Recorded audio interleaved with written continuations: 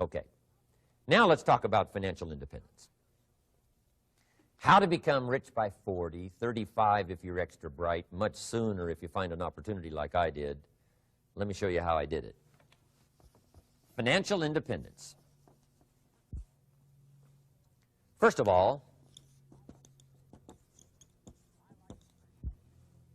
I like the phrase financial independence. Some people are a little bit concerned about using the word becoming rich or becoming wealthy, and I can understand that. I struggled a little bit with this. Is it okay to go for becoming rich, go for becoming wealthy?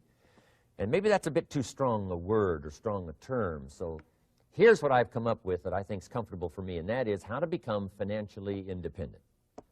I think it's every person's heritage here, especially in America, to become financially independent. Now, let me give you my definition of financial independence. Financial independence is the ability to live from the income of your own personal resources. Financial independence. Now it depends on how you want to live. If you need $2,000, $3,000 a month, if you need $4,000 or $5,000 a month, if you need $10,000 a month, some people may need, you know, $100,000 a month. But whatever you would need to live, and you could earn that living from the income of your own personal resources, that's what I call financial freedom, financial independence. And let me show you how to acquire it. If you start at age 15, between ages 15 and 35 is 20 years, and in my personal opinion, based on my own studies and my own experience, 20 years, in my opinion, is enough time to become financially independent. If you're not, you don't live in the wrong country. Probably what's happened is you have the wrong plan. And it's easy to be a nice person with the wrong plan. I found that when I was 25 years old. I was broke at age 25, and I was a nice guy. You would have liked me. But I'm telling you, my plans up until then, especially my financial plan, left me broke. I totally changed it the next 6 years, and I became financially independent. So I know what I'm talking about. It is possible in a reasonable amount of time, 15 to 35, whatever, 20 years' time, enough time. You can do it in a much shorter period of time, like I did if you want to. But this is a reasonable enough time. But here's number one. First of all, you got to have the right philosophy. Philosophy is our ability to gather knowledge and sort through it and decide what's valuable. To develop a philosophy about life, a philosophy about our health, a philosophy about our family relationships, a philosophy about economics. And if you develop the right philosophy, that's what helps to set this sail, so that in 6 years it takes you where you want to go, instead of winding up like I did that first 6 years of my economics, broke, no money, empty bank account. The right philosophy. Now let me give you a couple of philosophies to consider. Here's the first one.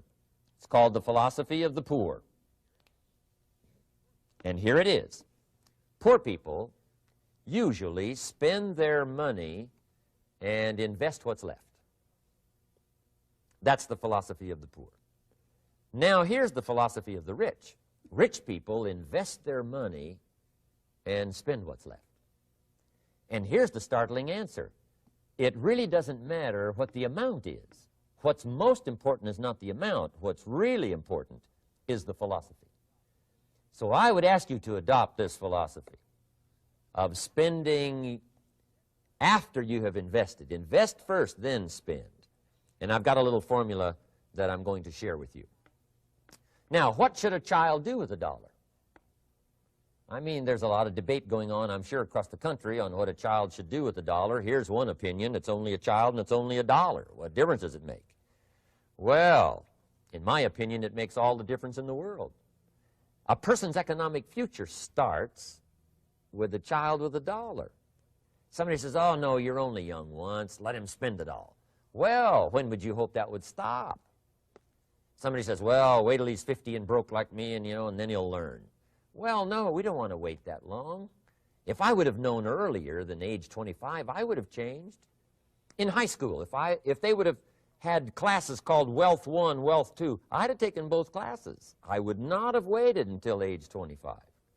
So, the earlier the better. So, what should a child do with $1? Here's the simple premise to begin with. Don't spend it all. And if a child wants to spend the whole dollar, you got to say, hey, don't spend it all. You know, don't spend it all. They'll say, why not? It's my dollar. I earned it. You say, I know you earned it, but don't spend it all. They'll still say, why not? Say, let me show you why not.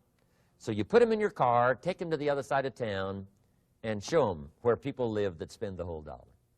You just drive them around. Kids learn best by visual. Just drive around and say, would you like to live here? Kid says, no.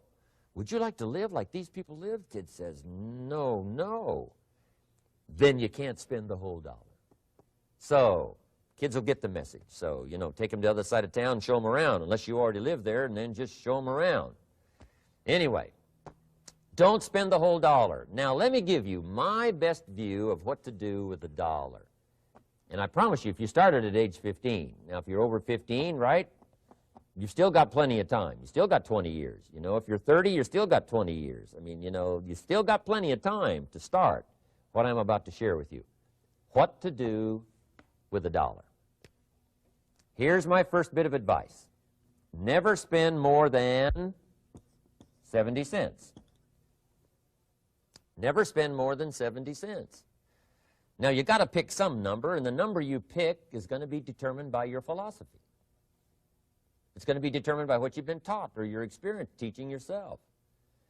When I first met my teacher, Mr. Schoaf, I was at about 110% of each dollar. You know, I'm down at budget finance, hawking my furniture and my car one more time. And then I learned a whole better formula for financial independence. Number one, don't spend more than 70 cents. Now, kids say to me, well, okay, what do I do with the other 30 cents? And here's what I teach them. 10 cents for charity. Charity or church, or helping people that can't help themselves. 10 cents to support worthy projects. Projects that you feel good about. 10 cents out of every dollar. It's called being generous with part of what you've taken out of society. Now, in my opinion, nothing teaches us character better than generosity. No class, no teacher, no book teaches character better than generosity. And the best time to start is when the amounts are small. And I know if kids learn these lessons well, they'll give a dime out of a dollar, help people that can't help themselves, support worthy projects. Or if you belong to a church, they teach tithe, piece of. That's very important. Now, because when the amounts get larger, sometimes it's a little more difficult. You know, giving 100,000 out of $1 million, someone says, oh, if I had $1 million, I'd give 100,000. I'm not sure. That's a lot of money. So the time to start is when the amounts are small, 10 cents out of the dollar. Okay, next 10 cents I call active capital. Active capital means do something to make a profit. Active capital. Set aside a portion of your income. Wages are okay, but I'm telling you, wages will make you a living. Profits will make you a fortune. So set aside part of your income as capital, called active capital. Any kind of project you can possibly think of, you can possibly come up with. I'm going to write a new book, I think, for kids. I think the title is going to be, Of Course, Kids Should Pay Taxes. It's kind of an interesting title. In California, kids do pay taxes. When a child walks into 7-Eleven, buys something that costs $1, the proprietor says, give me 7 more pennies. And the child says, hey, what's these 7 pennies for? And the proprietor says, that's the taxes. Kid says, well, hey, I'm only 8 years old. Proprietor says, congratulations, you're my youngest taxpayer. Give me the money. So in California, where I live, kids do pay taxes. Big question is, should they? And my book will answer that question. Of course, kids should pay taxes. Nothing is for free. If you want to ride your bicycle on the sidewalk instead of in the mud, you got to pay the 7 pennies. Nothing is free, so we all have to pay. So, 10 cents out of your living, out of the money you earn, set aside for capital. Capital to try your best to show a profit. And in my book, it's going to be all kinds of ways kids can make money, right? 2 bicycles, one to ride and one to rent. I mean, you know, it doesn't take long to figure out some enterprise that'll start making a profit. Then you must jot this down if you're taking notes. Profits are better than wages. One, you can't usually start wages until you're about 16, 15, 16, but you can make a profit long before you're eligible to start earning wages. And then there's no limit to profits, and they can double and triple and quadruple. You know, there's no limit. It's incredible how fast profits can grow. So profits are better than wages. Wages make you a living, profits make you a fortune. Now, the third 10 cents is vitally important. I call it passive capital. Capital you let somebody else use. A financial institution, stocks and bonds, mutual funds, whatever. Let someone else use it. You furnish the money. They use it to make a profit, but they pay you for the use of it, called interest. And here's one of the things that will make you financially independent fairly quickly, and that's called compound interest. And this is how you get it. Letting someone else use a portion of your money, your substance. They show the profit, they pay you interest. And this passive capital, I'm telling you, over a sustained period of time, if you'll develop this little 10, 10, 10, and 70, especially starting at age 15, I'm telling you, by the time you're 35, you will be financially independent. You'll have the ability to live from the income of your own resources. And then one more point on passive capital. There's a Bible philosophy. I'm an amateur on the Bible. But there's a Bible philosophy that teaches the borrower is servant to the lender. And if you want to be in a powerful position as you grow older, finally when you become mature, maybe have your own business, things have worked out for you for the future, the position you always want to be in is the power position, and that's called the lender. The lender is the power position. So if kids learn early enough, and then you ask them what they'd like to be when they grow up, I'm telling you, once they understand, they'll say, well, one of the things I want to be is one of those lenders. That's the power position, not the spender. No, you'll be pitied the rest of your life if you just become a spender. You got to become a lender. And I think this is the one formulas to follow. 10 cents out of every dollar. Let someone else use it. Be the lender, power position. Then try to show a profit.